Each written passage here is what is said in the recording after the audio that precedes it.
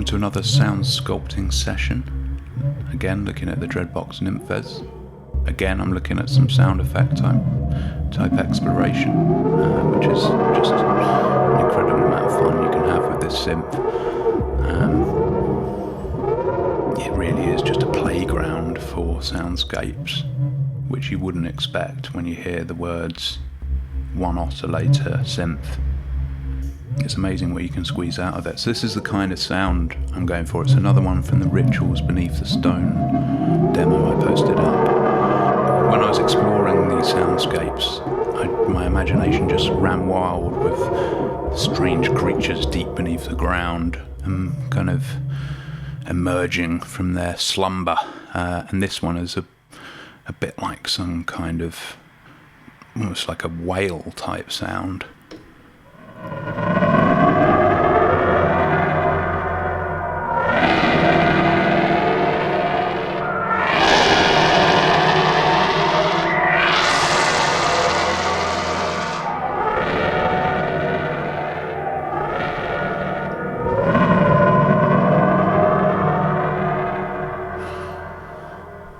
And you can do some mod wheel business that allows you to really tweak it as well, which is quite nice.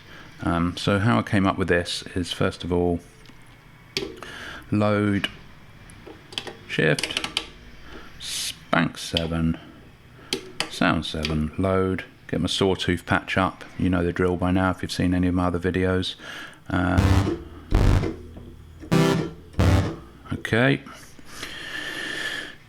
Now, if you watched the Ghostly Bikes video, then this follows a lot of the same kind of design ideas, really. A lot of pitch envelope and slow, long envelope stuff going on. It is a unison sound though, so I'm going to go menu, voice mode, menu again, unison, which is number 2, menu. Unison sound, yeah. Lots of detune.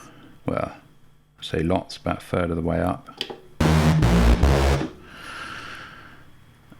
And we are going to have a sawtooth wave, which I've already got. Bit of pulse width in there for when we mix the pulse wave in. A little bit of glide. And some, yeah, pitch envelope up to max. That's with a lot of the sound effect type sounds, that's the case. Just gives you that extra change in pitch content that really lends itself to making unusual sounds. LFO, pitch LFO, let's have a bit of that.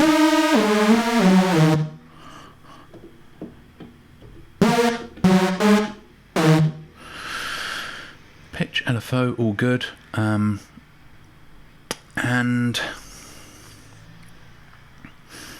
okay, so now the question is oscillators. I think we want the oscillator up max, sub oscillator down for now. Load of noise in there. Again, a lot of the sound effects use the noise because we're not going for like melodic harmonic sounds. We're going for a lot of frequency content to play around with and chop into. And low filter cutoff, just above 0 on the low pass and very low on the high pass. I think lots of resonance, because this sound is going to use the resonance, gives it that sort of booming, like, ooh, that's already quite cool, like deep C.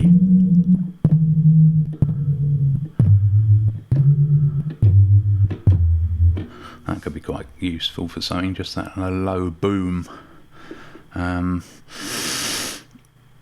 Envelope on the filter, we're going to want a fair bit of that.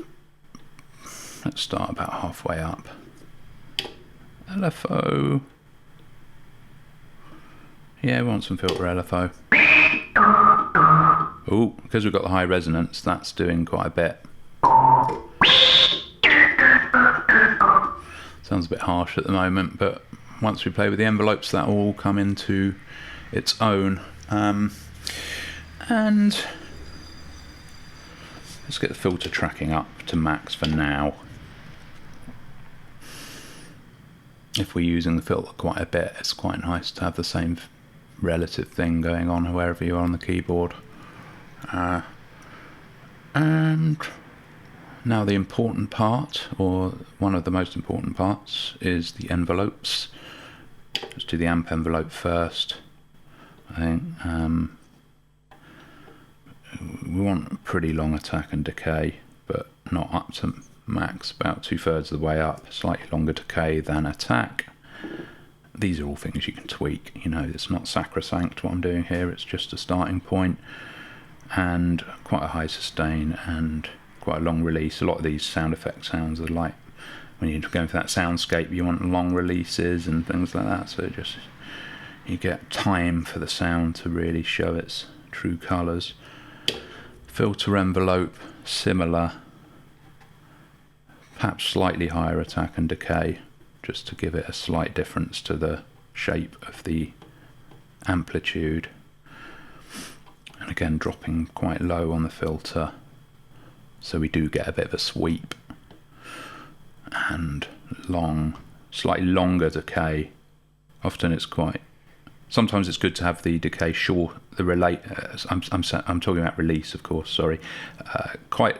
Sometimes it's good to have the release on the filter shorter if you want to hear that filter sweep at the end. But if you don't want that, then it's good to push it higher than the amp.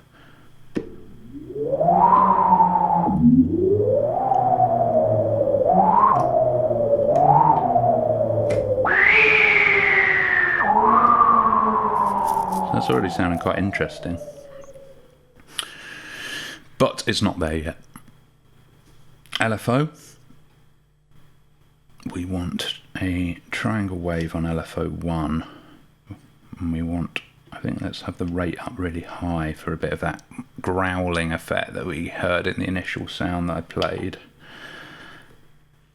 A bit of time before it comes in with the delay, and also eventually fading out, just like the Ghostly Bikes one, with these long sustained effect sounds. Anything you can do to make it change over time, things swelling in and out, are going to be your friend. So let's see.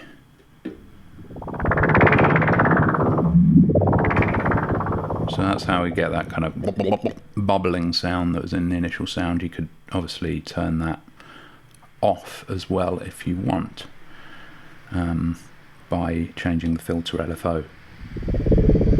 Oh, it's also affecting the pitch, of course, so you'd have to turn both of those down. But I want it anyway, so let's keep it up.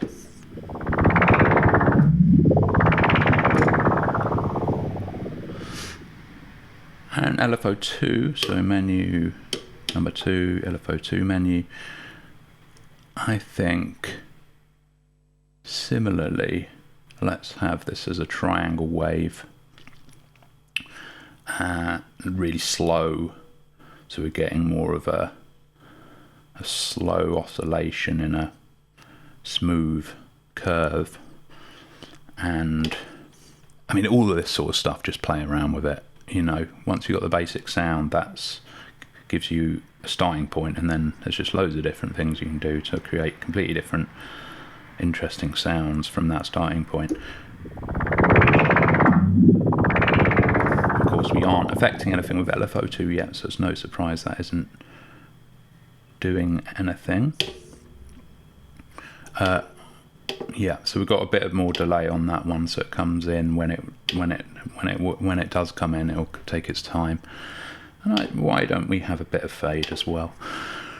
And in terms of what we're going to affect with LFO2, I think let's play around with bumping up the wave and the pulse width modulation,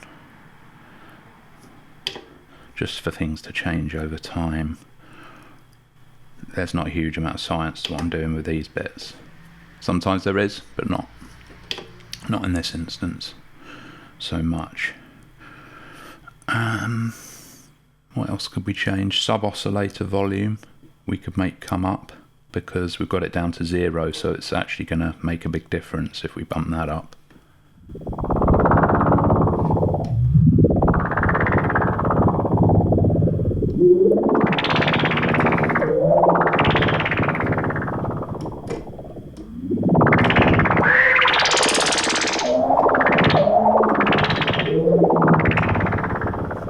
Quite interesting. And what else can we do? We can make noise get modulated by that. Noise is already at max, but we're gonna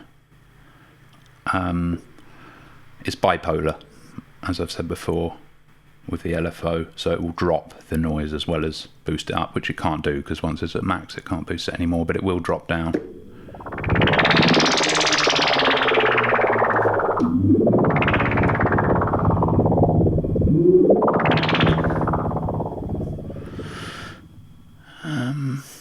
And a bit of high pass filter, shift, high pass filter. Let's make it affect the low pass filter, and because there's a bunch of resonance on this, anything you do with a filter will have quite a bit of an effect on the sound, quite a dramatic effect.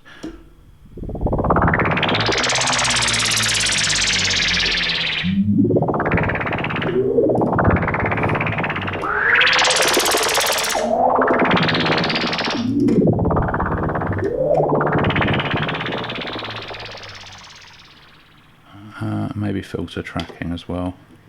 Let's make that go up and down.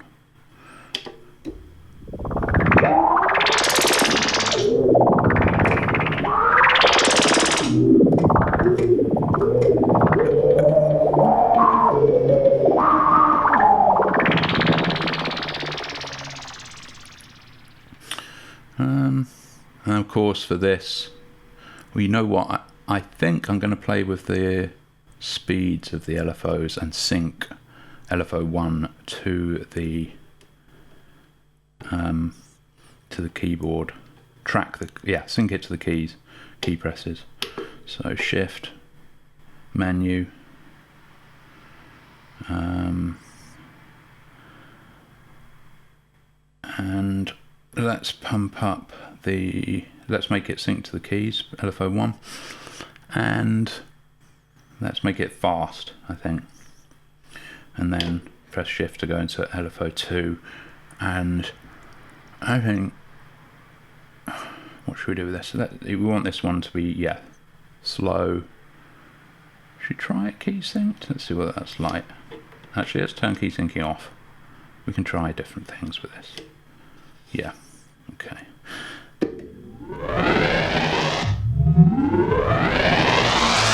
Oh, so that's made a big difference, you see. It's given it almost like a ring modulated tone. So it's amazing what difference that change in speed and the key syncing has done.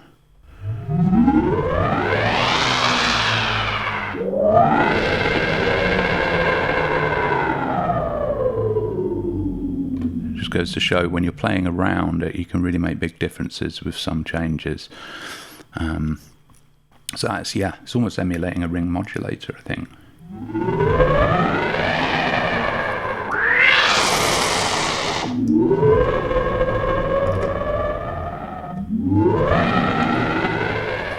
Yeah, I like that. What happens if we bump that up to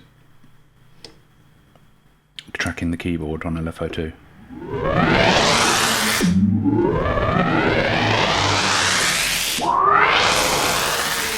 I think I preferred it as it was.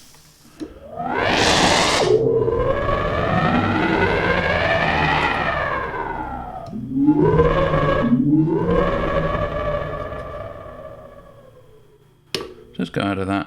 We haven't even got any reverb on there yet, and it already sounds quite cool. Let's go reverb, menu free. Get a whole bunch of reverb in again on this. You might want to tone it down if you're actually using it in a composition with other stuff. and other reverb, but as a standalone thing, obviously it's easy enough to change the mix on the reverb if you want to get rid of it when you finally use it.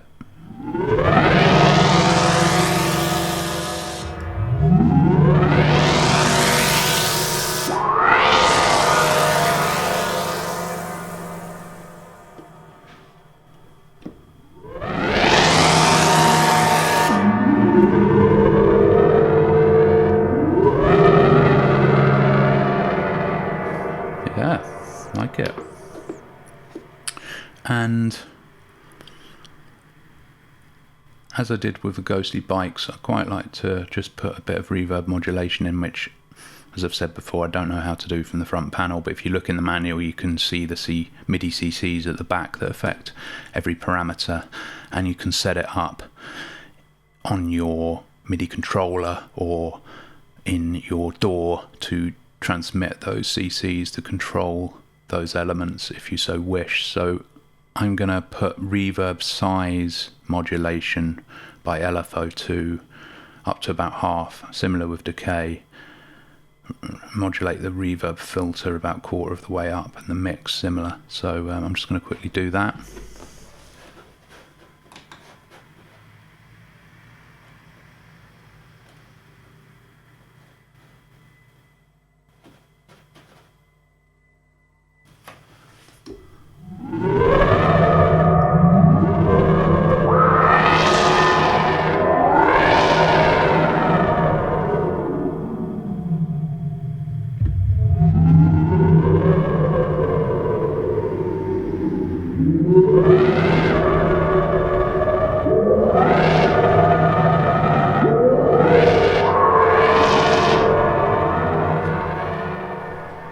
So subtle, but those kind of modulations over time to the reverb just create a more complex sense of space, I think. Certainly can make it more of an unearthly sound. So yeah, I think that's not far off. It might be nice to put some mod wheel in.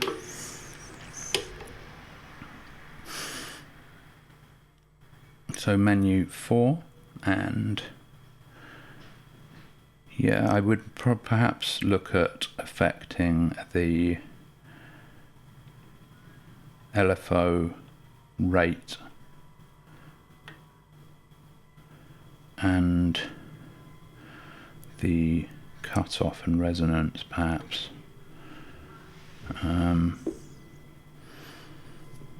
Let's see, maybe some waveform.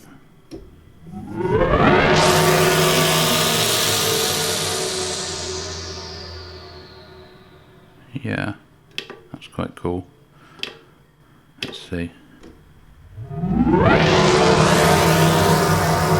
So if we go out of that and I actually turn the cutoff, turn the filter envelope down a little bit.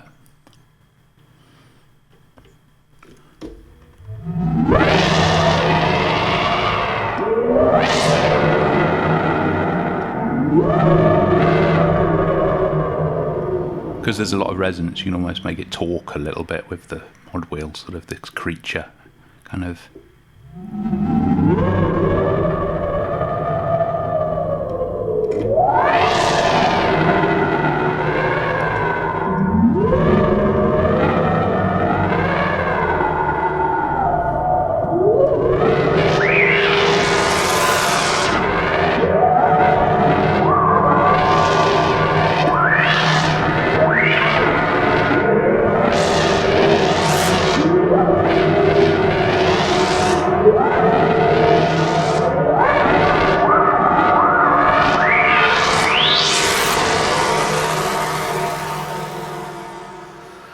So yeah, I like that. It's interesting. Again, you can just play around for hours, tweaking, making different variations, just playing with it. Could also add velocity and aftertouch if you wanted to add more expressive possibilities, of course. I'm going to leave that one for now.